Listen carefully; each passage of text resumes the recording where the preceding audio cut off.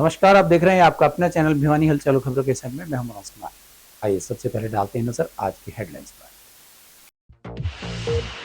लिंगानुपात सुधार के लिए स्वास्थ्य विभाग ने अल्ट्रासाउंड केंद्रों का खंगाला रिकॉर्ड। बीपीएमएस के 40वें स्वास्थ्य जांच शिविर में 210 मरीजों ने कराई जांच। ऑल रिटायर्ड कर्मचारी वेलफेयर एसोसिएशन ने की बैठक, सरकार पर लगाए वादा खिलाफी के आरोप। सामान्य अस्पताल में एमआरआई फीस कम करने, अल्ट्रासाउंड मशीनें बढ़ाने और अनुभवी चिकित्सकों की भर्ती की युवा कल्याण संगठन ने उठाई मांग। दादरी गेट और ढाणा रोड पर पानी के लिए मचा हाहाकार। गलत बयानबाजी पर विधायक रामकुमार गौतम मांगे माफी, अन्यथा करेंगे बहिष्कार, कहा इनेलो नेता वासुदेव शर्मा ने। और अब खबरें विस्तार से। जिले में लिंगानुपात सुधार को लेकर स्वास्थ्य विभाग ने विशेष अभियान शुरू कर दिया है। सिविल सर्जन डॉक्टर रघुवीर सांडिल्य के मार्गदर्शन में गठित टीमें जिले भर के अल्ट्रासाउंड और पीएनडीटी केंद्रों का औचक निरीक्षण कर रिकॉर्ड की जांच कर रही है। सिविल सर्जन डॉक्टर रघुवीर सांडिल्य ने कहा कि पीएनडीटी नियमों की पालना में किसी भी प्रकार की लापरवाही बर्दाश्त नहीं की जाएगी और अनियमितता मिलने पर संबंधित केंद्र का लाइसेंस भी रद्द किया जा सकता है। वहीं कम लिंगानुपात वाले क्षेत्रों के स्वास्थ्य अधिकारियों को नोटिस जारी कर सुधार के लिए रोड मैप मांगा गया है ताकि बेटी बचाओ बेटी पढ़ाओ अभियान को और मजबूत किया जा सके। पीसीपीएनडीटी टीम में नोडल ऑफिसर डॉक्टर अनु चौधरी, डॉक्टर दीपक तथा हेल्थ इंस्पेक्टर जगदीश प्रसाद ने शहर में 2 अल्ट्रासाउंड केंद्रों की जांच की, जिसमें निजी अल्ट्रासाउंड केंद्र तथा निजी नर्सिंग होम में अल्ट्रासाउंड केंद्र शामिल हैं। वहीं टीम के सदस्यों ने बताया कि जांच के दौरान स्वास्थ्य विभाग की टीम विशेष रूप से गर्भवती महिलाओं के रिकॉर्ड को खंगाल रही है तथा सभी अल्ट्रासाउंड केंद्रों को सख्त निर्देश दिए हैं कि गर्भवती महिला की पूरी डिटेल, उसका नाम, उसका पता, आधार कार्ड नंबर, फोन नंबर तथा आरसीएच आईडी अनिवार्य रूप से दर्ज हो। स्वास्थ्य विभाग की नजर उन सभी दंपतियों के ऊपर विशेष तौर पर रहेगी जिनकी पहली संतान या दूसरी संतान है। जिले के सभी अधिकृत एमटीपी सेंटर के द्वारा कोई भी 10 से 20 सप्ताह तक की गई एमटीपी के रिकॉर्ड में गर्भ के लिंग का उल्लेख करना सख्त जरूरी है। सिविल सर्जन डॉक्टर रघुवीर सांडिल्य ने बताया कि जिले में कम लिंग अनुपात वाली CHC Dhanana, CHC Jamalpur, CHC Carew के वरिष्ठ चिकित्सा अधिकारियों को और इंचार्जों को शो कॉज नोटिस जारी किए गए हैं। कम लिंगानुपात का कारण तथा इसमें सुधार हेतु अगले 2 महीने का रोड मैप मांगा गया है। जिले के सभी सीएचसी और पीएचसी प्रभारियों को भी निर्देश दिए गए हैं कि अपने अपने क्षेत्र में लिंगानुपात सुधार हेतु आमजन को जागरूक करने के लिए विशेष जागरूकता अभियान में तेजी लाएं। और जो आजकल ये स्वास्थ्य विभाग को लेके लिंग अनुपात में जो भेदभाव हो रहा है, उसके लिए जो स्वास्थ्य विभाग अधिकारी हैं वो बहुत ही गंभीर रूप से अपना काम कर रहे हैं। और मैं जो इस स्वास्थ्य विभाग का बहुत बहुत धन्यवाद करती हूँ जो इन्होंने जो इतना मतलब के बेटा बेटी का जो भेदभाव वो खत्म हो रहा है और जो बेटियां हैं वो बोझ नहीं होती, वो हर घर में खुशियां लाती हैं। और मैं स्वास्थ्य विभाग का आभार व्यक्त करती हूँ। और अभी अधिकारियों की तरफ से अभी जो सरकारी अस्पताल है उसमें निरीक्षण किया गया है कि जो इस लिंग अनुपात को खत्म किया जाए। और आज के समय में जो बेटा बेटी का जो ये है जो चल रहा है, भेदभाव चल रहा है, और इसके लिए जो ये भेदभाव है ये लड़का लड़कियों में खत्म होने की कगार पे है। पिछले साल का जो सेक्स रेशो था वो 923 था, लेकिन जनवरी से लेकर के अप्रैल और अभी 18 मई का असेस किया तो जो सीआरएस पोर्टल के अनुसार हमारा 891 है और एएनएम का 977 है। इसमें जो भी एसओपी के अनुसार कार्रवाई की जानी है कि हमने जो पीएचसी लेवल पर एक कमेटी बनाई है जिसमें डॉक्टर है, एलएचबी, एचआई है, एएनएम है, वो अपने अधीन जितने भी एमटीपी सेंटर हैं या प्राइवेट क्लिनिक्स हैं उसमें डकॉय ऑपरेशन करेंगे और अनियमितता पाया जाने पर पुलिस कार्रवाई करवाएंगे। इसके लिए सभी को हमने टारगेट किए हैं। एक तो ये कार्य किया गया। दूसरा, जो महिलाएं जिनके एक लड़की या 2 लड़कियां हैं उसको हाई रिस्क प्रेगनेंट को चिन्हित करके उनकी एक सहेली की जिम्मेवारी लगाई गई है। वो सहेली की रिस्पॉन्सिबिलिटी है कि उसकी डिलीवरी एंड तक ले जाकर के बच्चे की डिलीवरी करवाए। अगर बीच में कोई अबॉर्शन होता है, कुछ होता है, तो उसके लिए रिस्पॉन्सिबिलिटी सहेली की है। इस प्रकार जो हमारी पूरी डिस्ट्रिक्ट में सहेली 1419 चिन्हित कर ली गई है, उनकी जिम्मेवारी भी लगा दी गई है। जो अबॉर्शन हुए हैं, खास करके 12 वीक से या 12 वीक से ज़्यादा, उनकी सभी की ATR हमने असेस कर ली है। और हमारी जिम्मेवारी है कि हमारे जो डिस्ट्रिक्ट में है, कोई भी MTP अवैध रूप से कोई गर्भपात करवाता है, उसको पकड़ करके उसको सख्त से सख्त कार्रवाई की जाए। इसमें हमारे पूरी डिस्ट्रिक्ट में सभी टीमें एक्टिव है और दिन प्रतिदिन हम डकैती ऑपरेशन कर रहे हैं। आपके माध्यम से मैं प्रार्थना करना चाहूँगा कि जो भी पब्लिक हमारा इस कुरीति को खत्म करने में सहयोग करेंगे, उसको इनाम के रूप से MTP की इंफॉर्मेशन देने पर 25,000 और SD की जो जेंडर के सिलेक्शन के लिए कोई इंफॉर्मेशन देता है, उसको 1 लाख तक का इनाम दिया जाएगा। उसका नाम भी हिडन रखा जाएगा। और कोई किसी से कोई बात नहीं, मेरा जो नंबर है 70 150 75 300 है, इसमें आप इंफॉर्मेशन दो। भिवानी परिवार मैत्री संघ द्वारा आयोजित 40वें निःशुल्क नेत्र एवं मेडिकल शिविर में भारी संख्या में मरीजों ने पहुंचकर स्वास्थ्य जांच करवाई।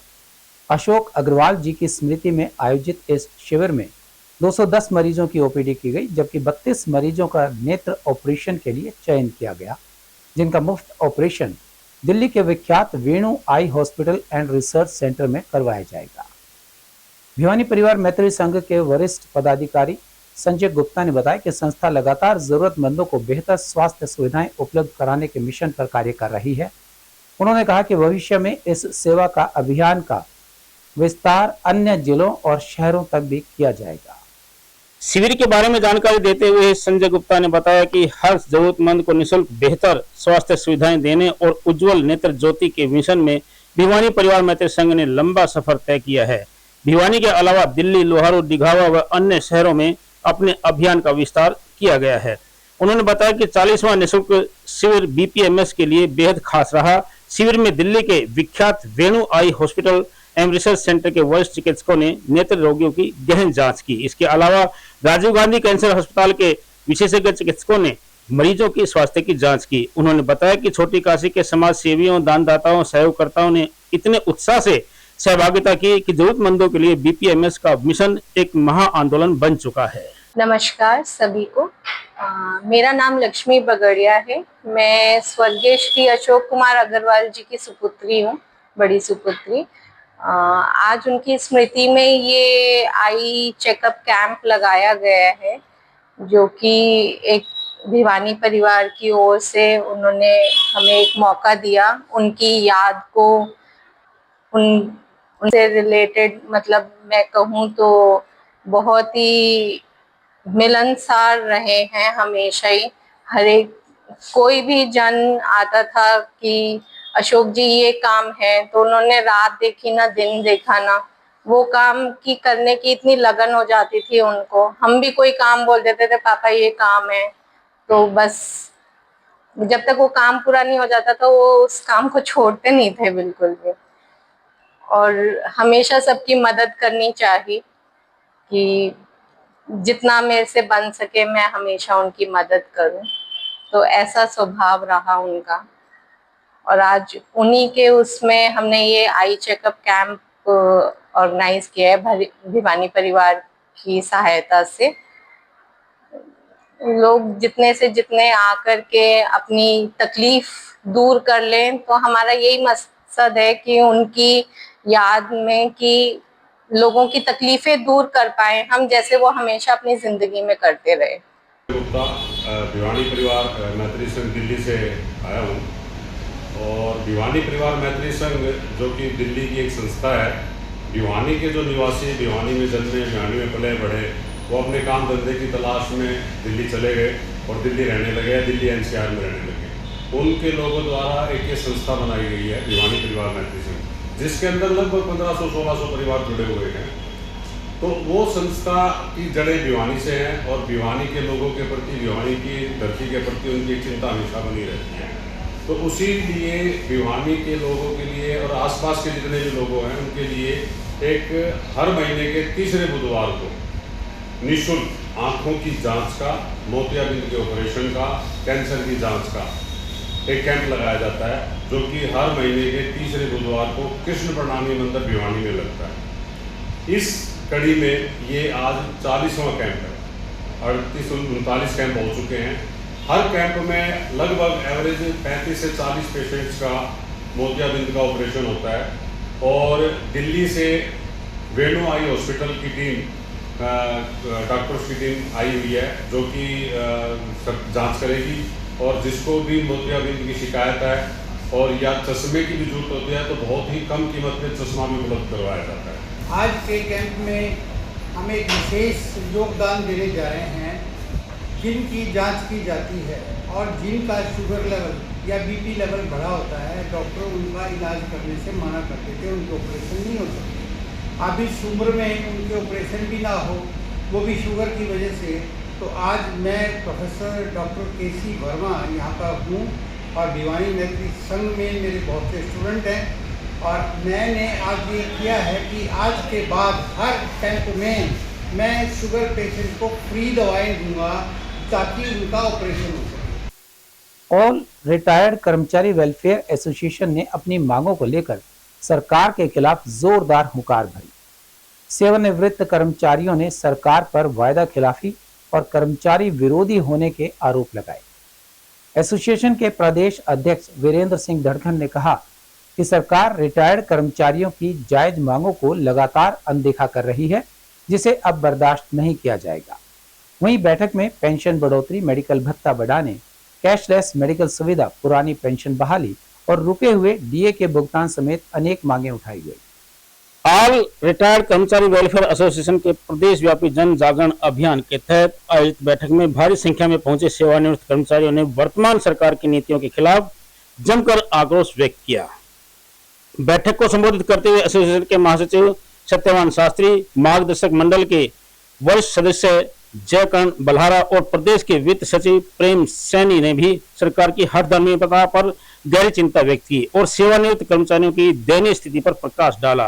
उन्होंने सर्वसम्मति से सरकार के समक्ष 65, 70 और 75 वर्ष की आयु पूरी कर चुके पेंशन भोगियों की बेसिक पेंशन में कम से 5%, 10% और 15% की बढ़ोतरी के लिए किए जाने की, सेवानिवृत्त कर्मचारियों का मासिक चिकित्सा भत्ता 1,000 रुपए से बढ़ाकर 5,000 रुपए किए जाने, न्यायालय के आदेशानुसार सभी सेवानिवृत्त कर्मचारियों के लिए कैशलेस मेडिकल की तर्ज पर पूरी सुविधा दिए जाने, एलटीसी का लाभ वर्तमान कर्मचारियों की तरह समान रूप से लागू किए जाने इत्यादि की मांग की।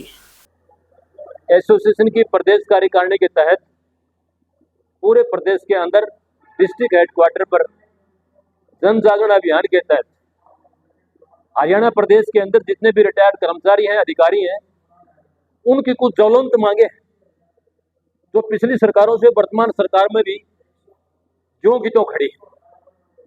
हमारे प्रदेश कार्यकारिणी की तरफ से आज ये 20वीं मीटिंग है आपके समक्ष भिवानी के अंदर।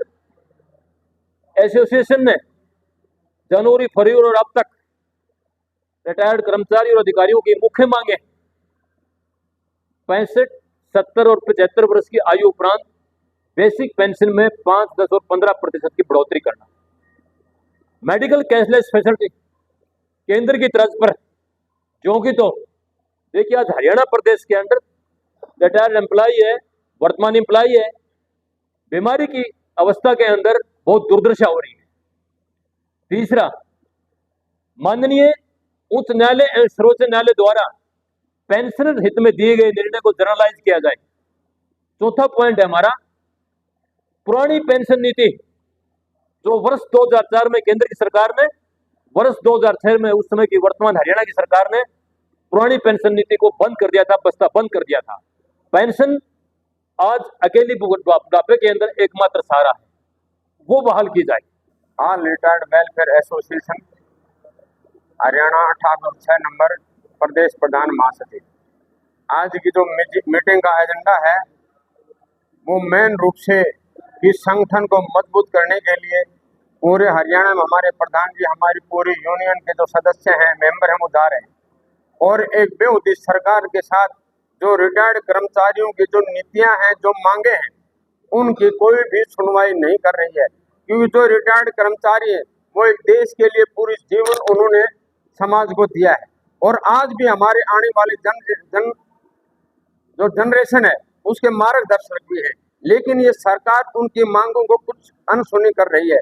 तो उसी एवज में आज हमारे प्रदेश के अध्यक्ष हैं वीरेंद्र धनखड़ जी, और एक सौभाग्य की बात है, बड़ी खुशी है कि जो इस संगठन में जिन्होंने हमें आंगली पकड़ करके चलाना सिखाया और जिन्होंने इस मार्ग पर चलना सिखाया, हमारे बीच में हमारे आदरणीय सम्मानीय शक्ति सिंह शेखावत जी, मैं उनका तहे दिल से धन्यवाद भी करता हूँ। स्वास्थ्य सेवाओं को लेकर युवा कल्याण संगठन ने सरकार और विभाग के खिलाफ मोर्चा खोलते हुए मुख्य चिकित्सा अधिकारी को ज्ञापन सौंपा। संगठन के संरक्षक कमल प्रधान ने सामान्य अस्पताल में नियमित ओपीडी सेवा तुरंत शुरू करने, अनुभवी डॉक्टर्स की भर्ती करने, महंगी एमआरआई की फीस कम करने और अल्ट्रासाउंड मशीनों की संख्या बढ़ाने की मांग उठाई। कमल प्रधान ने कहा कि बढ़ती हुई गर्मी और मौसमी बीमारियों के बीच मरीजों को भारी परेशानियों का सामना करना पड़ रहा है। उन्होंने कहा कि यदि समय रहते स्वास्थ्य सुविधाओं में सुधार नहीं किया गया तो आम जन की दिक्कतें और बढ़ सकती हैं। युवा कल्याण संगठन के संरक्षक कमल प्रधान ने कहा कि बढ़ती गर्मी एवं मौसमी बीमारियों के चलते मरीजों की संख्या लगातार बढ़ रही है, लेकिन भिवानी के सामान्य अस्पताल में नियमित ओपीडी सेवाएं सुचारू रूप से उपलब्ध नहीं होने के कारण आम जन को भारी परेशानियों का सामना करना पड़ रहा है। उन्होंने कहा कि हरियाणा के अन्य मेडिकल कॉलेजेस से जुड़े सामान्य अस्पतालों में ओपीडी सेवाएं नियमित रूप से काम कर रही हैं, जबकि भिवानी में ऐसी व्यवस्था न होना दुर्भाग्यपूर्ण है। उन्होंने कहा कि बुजुर्गों, महिलाओं और दूर दराज ग्रामीणों क्षेत्रों से आने वाले मरीजों को घंटों इंतजार करना पड़ता है और मजबूरन निजी अस्पतालों का सहारा लेना पड़ रहा है। युवा कल्याण संगठन ने मांग की है कि सामान्य अस्पताल में आमजन की सुविधा को ध्यान में रखते हुए शीघ्र ही प्रभावपूर्ण सुविधाएं प्रदान की जाएं ताकि ओपीडी पुनः चालू हो सके। इसके अलावा अस्पताल में अल्ट्रासाउंड मशीनों की संख्या बढ़ाने की मांग करते हुए उन्होंने कहा कि वर्तमान व्यवस्था पर्याप्त नहीं है। युवा कल्याण संगठन ने आशा व्यक्त की कि हरियाणा सरकार एवं स्वास्थ्य विभाग जनता की समस्याओं को गंभीरता से लेते हुए जल्द ही सकारात्मक कदम उठाएंगे।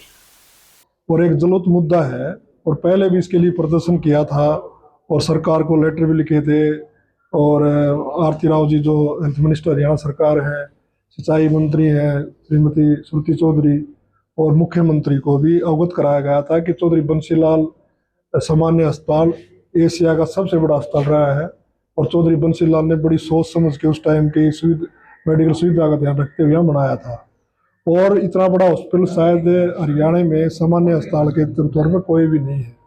लेकिन जैसे मेडिकल कॉलेज खुला, बहुत खुशी की बात है, मेडिकल कॉलेज खुला, लोगों में एक बात आई थी कि मेडिकल कॉलेज में अच्छे डॉक्टर बैठेंगे और जो इलाज दिल्ली या गुड़गांव जाकर या हिसार जाके लोग करवाते थे इसी हॉस्पिटल से हो सकता है।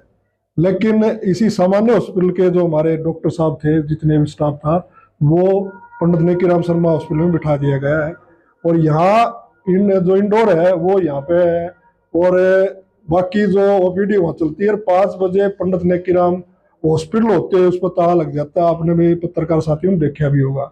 हमारी सबकी मांग यही है कि चौधरी बंसीलाल सामान्य अस्पताल को दोबारा ओपीडियाँ हो और वहाँ पर स्पेशलिस्ट डॉक्टर बैठे, दोनों जगह ओपीडी चले, क्योंकि गर्मी का टाइम है और मरीजों की संख्या बढ़ी हुई है।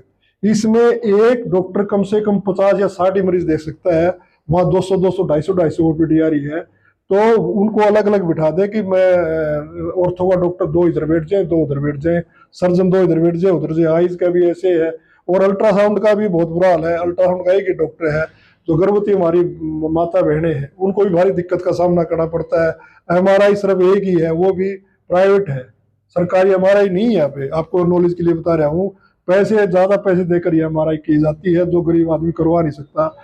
दादरी गेट और ढाणा रोड इलाके में करीबन 5 महीनों से पेयजल संकट गहराता जा रहा है, जिससे लोगों को इस भीषण गर्मी में भारी परेशानियों का सामना करना पड़ रहा है। पानी की किल्लत से परेशान स्थानीय निवासियों ने भाजपा मजदूर प्रकोष्ठ के प्रदेश सह संयोजक भगवान दास कालिया के नेतृत्व में सांसद चौधरी धर्मवीर सिंह को ज्ञापन सौंपकर समस्या के समाधान की मांग उठाई। भगवान दास कालिया ने कहा कि पानी जैसी मूलभूत आवश्यकता के लिए लोगों को परेशान करना अधिकारियों की घोर लापरवाही को दर्शाता है। वहीं सांसद धर्मवीर सिंह ने लोगों को जल्द राहत दिलाने का आश्वासन देते हुए संबंधित अधिकारियों को आवश्यक दिशा निर्देश दिए।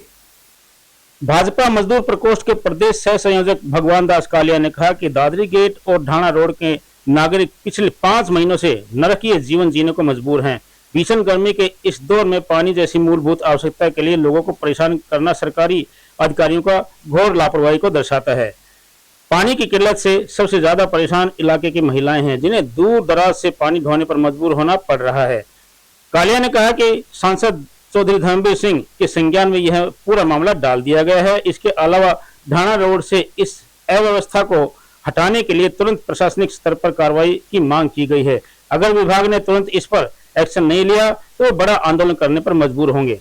सांसद धर्मवीर सिंह ने स्थानीय निवासियों को आश्वासन दिया कि उनकी समस्या का तुरंत समाधान करवाया जाएगा। मिलने आए कि हमारा पानी नहीं आता ढाणा रोड के ऊपर, हमारा कनेक्शन अलग होना चाहिए, कोर्ट रोड का अलग होना चाहिए। कोर्ट रोड का पानी है ना हमारा कनेक्शन में छोड़ेगा, फिर भी हम क्या कोर्ट रोड पे जाओगा पानी, हमारा पानी नहीं आता बिल्कुल भी। हम बहुत समस्या हमारे जानना है, कितने 7-8 गली हमारी कोई भी पानी नहीं आता, कदे कदे आवा है। मेरा नाम भगवान दास कालिया जी, मैं मजदूर प्रकोष्ठ का प्रदेश सह संयोजक हूँ जी। आज जो महिला है ये दादी ढाणा रोड की आ रही है, MP साहब के पास आए थे, जो इनके 5-6 महीने से पानी नहीं जा रहा, जो एक्शन को भी, SC को भी, JE को भी मौका भी दिखा दिया, मगर पानी चलाते हैं कहते 1 घंटा आता है। पानी आता है जैसे पानी चलाया ना जाते जाते 1 मिनट तो चढ़ता है। मुख्य समस्या क्या है? मुख्य समस्या है कि पानी नहीं जा रहा, और MP साहब ने है ना SC को फोन कराया कि ये समस्या क्यों हो रही है, आप इनकी सुनवाई करो, नहीं तो फिर मैं बुरा पेश होऊंगा। तो ये भी SC के पास आ रही है। अब ये क्या करेगा, मैंने बताया उसको भी पानी की लाइन जो है वो ढाणा रोड की जो लाइन है, ढाणा रोड की लाइन से कोर्ट रोड की लाइन जा रही है, और जो पानी ना तो ढाणा रोड पूरा होता ना कोर्ट रोड पूरा होता। आज से कम 10-15 साल पहला कोर्ट रोड की लाइन अलग होती थी दादीगढ़ चौक से, और ढाणा रोड की अलग होती थी, तो पानी पूरा चढ़ जाता है। अब एक लाइन होगी 6 इंची की, उससे लाइन मत है ना कोर्ट रोड को 2 लाइन दे दी भी क्यों? जब कोर्ट रोड की अलग करो, पहले जिस तरह थी उस तरह ही कर दो, और पानी का प्रेशर बढ़ा के चलाओ। पानी चलाते हैं, नाम लेते हैं, 1 घंटा का चलता कौन 10 मिनट भी। तो गरीब बस्ती है सारी, तो कहाँ से पानी लाए? देखिए हकीकत तो अगर आप देखोगे तो बहुत सी समस्याएं ऐसी हैं और जिनका समाधान है तो जरूरी, लेकिन मुझे लगता है कि उसमें जब तक सबका सहयोग नहीं होगा उसका समाधान मुझे लगता नहीं कि इतना आसानी से हो पाएगा। नंबर 1, नहरों में जितना पानी था सिंचाई के लिए, खेतीबाड़ी के लिए, उसका 40% पानी का हिस्सा आज हम वाटर टैंक में डालते हैं सारे प्रदेश में, और जब भी पानी आ जाता है तो जहाँ नल के खुले हैं तो खुले चले जाएंगे, नालियां भर जाती हैं। पहले हम अगर 1 बाल्टी तक काम चलाते थे तो उससे 10 गुना पानी यूज करने लगते हैं। भैंस को भी वहीं नहलाएंगे, गाड़ी घोड़ा भी वहीं धोएंगे, और कपड़े भी वहीं धोएंगे, और इसके बाद धीरे धीरे जमुना की पोजीशन सबको पता है टाइट है।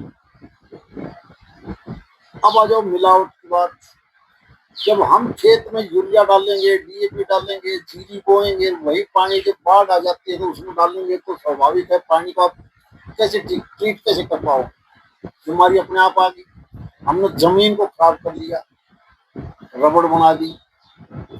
एक बारिश थोड़ी सी हो जाए तो जमीन पानी नहीं पीती है, इसलिए हम कहीं ना कहीं प्राकृतिक खेती की तरफ नहीं बढ़ेंगे तो हमारा वैसे ना नुकसान हो जाएगा। कोई गांव घर ऐसा नहीं जिसमें बीमारियां ना हो। केवल कैंसर जैसी नहीं, बहुत सी बीमारियां आ गई अब, और उसका मुख्य कारण है केवल और केवल ये पेस्टिसाइड्स, यूरिया, DAP। हम सारा अपने आप उस पानी को खराब कर देते हैं, उस जमीन को हमने खराब कर दिया। मैं माननीय प्रधानमंत्री जी से मिला था, उनको बड़ी चिंता थी इस बात की कि लोगों को समझाओ, और अब तो आप देख रहे हो कि पानी की समस्या शहर की हो या गाँव। कितने मुझे और आपको याद है केवल 2 टैंक होते थे इसी भिवानी में, केवल 2 टैंक, और वो भी पानी आता था भिवानी डिस्ट्रीब्यूटरी से। इसके बाद 99 अलग बन गया, यहाँ इससे 4 गुना फालतू बना दिए, हमने जूही बाईपास पर बना दिए, उससे 10 गुना टैंक बना लिया तो भी पानी की कमी है। इसका मतलब हम पानी को देख के नहीं बच रहे। इनेलो के संसदीय बोर्ड के चेयरमैन एवं पूर्व मंत्री वासुदेव शर्मा ने पत्रकार वार्ता कर भाजपा विधायक राम कुमार गौतम के बयानों पर तीखी प्रतिक्रिया दी।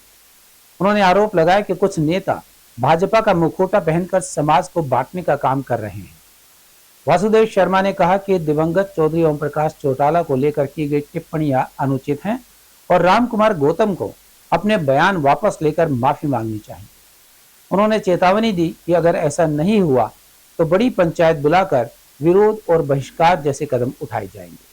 इनेलो संसदीय बोर्ड के चेयरमैन डॉक्टर वासुदेव शर्मा ने कहा कि भाजपा के विधायक राम कुमार गौतम द्वारा दिवंगत आत्मा चौधरी ओम प्रकाश चौटाला के प्रति अनर्गल बातें करना गलत है।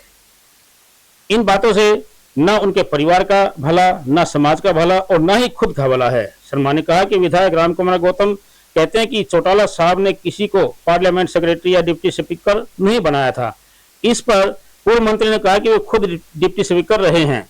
उनके अलावा भी अन्य लोगों को भी पद देने का उन्होंने काम किया।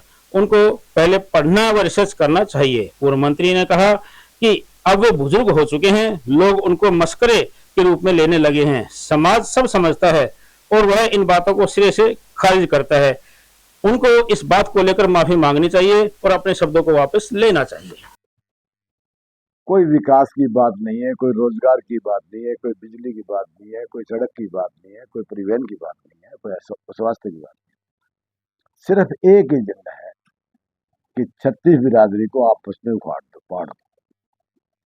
जबकि इस प्रदेश का इतिहास रहा है कि सभी जातियां इकट्ठी रह के, सभी धर्म इकट्ठे रह के काम करती हैं और इस प्रदेश को बहुत ऊंचे शिखर तक ले गए। मुझे बड़े अफसोस के साथ कहना पड़ रहा है कि इतनी बड़ी झूठ और वो बीजेपी का मुखौटा लगा के जो भाई राम कुमार गौतम जी जो कह रहे हैं कि उस दिवंगत आत्मा, पुण्य आत्मा चौधरी ओम प्रकाश चौटाला वैसे भी मेरे तो राजनीतिक गुरु है और मेरे पिता तुल्य हैं, उनके बारे में अनगढ़ बातें कहना बड़ी अफसोसजनक बात है। मैं नहीं जान पा रहा कि वो इन बातों से क्या लेना चाहते हैं। मैं ये समझता हूँ ना तो इन बातों से उनके परिवार का भला है, ना समाज का भला है, ना उनका खुद का भला है।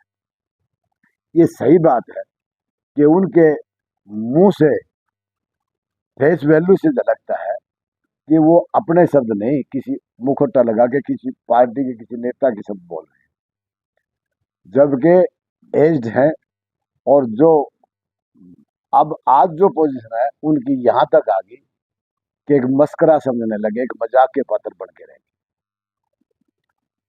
राम कुमार गौतम विधायक जी, मैं आपको सलाह भी देता हूँ और आपको इस बात के बारे में आगाह भी करता हूँ कि समाज को अपनी बपौती ना समझे। बढ़िया मैं आपसे ना बनकर बातें कि चौटाला साहब ने किसी को पार्लियामेंट सेक्रेटरी नहीं बनाया, किसी को डिप्टी स्पीकर तो मैं खुद रहा हूँ। मुझे खुद डिप्टी स्पीकर बनाने वाले चौधरी ओम प्रकाश चौटाला जी, और मैं तो इतने समाज भी इतना ऋणी है कि 35-36 आदमियों को, ब्राह्मण समाज के प्रतिष्ठित लोगों को चौटाला साहब ने स्थान दिया। और अब जाने से पहले एक नजर आज की हेडलाइंस पर। लिंगानुपात सुधार के लिए स्वास्थ्य विभाग ने अल्ट्रासाउंड केंद्रों का खंगाला रिकॉर्ड। बीपीएमएस के 40वें स्वास्थ्य जांच शिविर में 210 मरीजों ने कराई जांच। ऑल रिटायर्ड कर्मचारी वेलफेयर एसोसिएशन ने की बैठक, सरकार पर लगाए वादा खिलाफी के आरोप। सामान्य अस्पताल में एमआरआई फीस कम करने, अल्ट्रासाउंड मशीनें बढ़ाने और अनुभवी चिकित्सकों की भर्ती की युवा कल्याण संगठन ने उठाई मांग। दादरी गेट और ढाणा रोड पर पानी के लिए मचा हाहाकार। गलत बयानबाजी पर विधायक राम कुमार गौतम मांगे माफी, अन्यथा करेंगे बहिष्कार, कहा इनेलो नेता वासुदेव शर्मा ने। हमारे आज के अंक में बस इतना ही। अगले अंक के लिए देखते रहिएगा आपका अपना चैनल भिवानी हलचल।